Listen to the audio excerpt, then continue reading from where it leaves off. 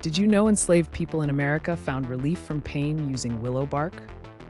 This natural remedy, often called nature's aspirin, was a vital lifeline for those denied access to formal medicine. Willow bark contains salicin, a compound closely related to modern aspirin, known for its pain-relieving and anti-inflammatory properties. Enslaved healers would carefully strip young willow branches, peel the bark, then dry and crush it into a powder.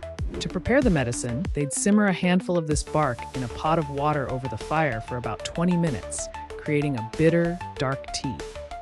Once cooled, this tea was sipped slowly to ease headaches, muscle aches, fevers, and even joint pain. Some would chew the bark directly or wrap it around sore areas for relief.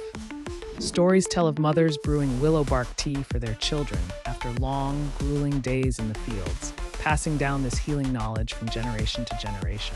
This practice not only brought physical relief, but also became a powerful symbol of resilience, resourcefulness, and hope. So where are you watching from? Drop your location in the comments. And if you're not following, you won't hear my voice again.